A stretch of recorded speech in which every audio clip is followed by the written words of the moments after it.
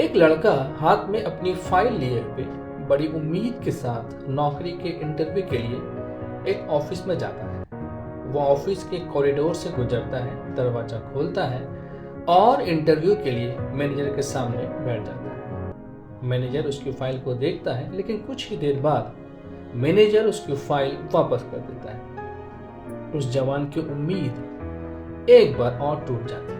वह चुपचाप बाहर निकलता है और ऑफिस से बाहर निकलकर एक बेंच पर बैठ जाता है। उसकी आंखों में निराशा है और मन में कई सवाल हैं कि अब आगे क्या होगा।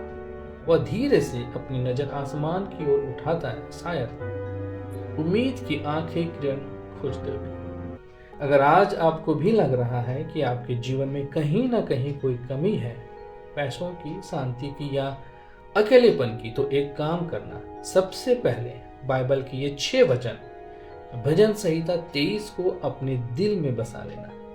फिर देखना कैसे परमेश्वर आपके जीवन को अद्भुत तरीके से बदलना शुरू करते हैं। पहला वचन, यहोवा मेरा चरवाहा है, मुझे कुछ घटी ना होगी। इसका मतलब है आप अकेले नहीं हो।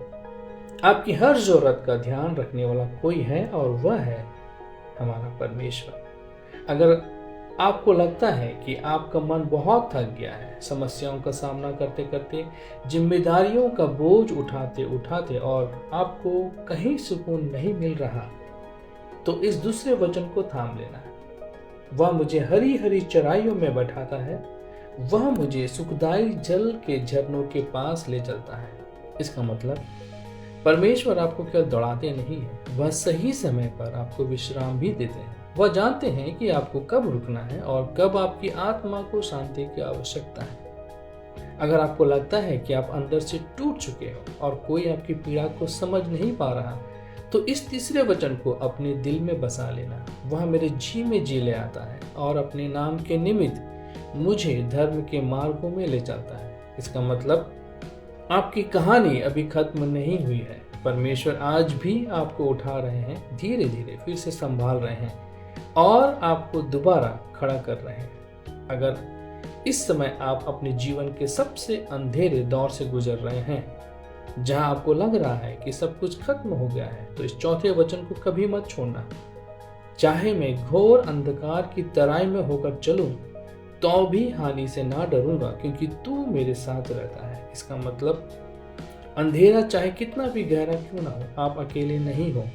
परमेश्वर आपके साथ साथ चल रहे हैं। अगर आपको लगता है कि लोग आपके खिलाफ खड़े हैं, आपको गिराने की कोशिश कर रहे हैं, तो इस 5वें वचन को याद रखना। तू मेरे शत्रुओं के सामने मेरे लिए मेज बिछाता है, तूने मेरे सिर पर तेल मला है, मेरा कटोरा उमड़ रहा है। इसका मतलब जहां लोग आपको गिरता हुआ देखना चाहते हैं, परमेश्वर वहीं आपको उठाते हैं, और केवल उठाते ही नहीं, सम्मान और आशीष के साथ उठाते हैं।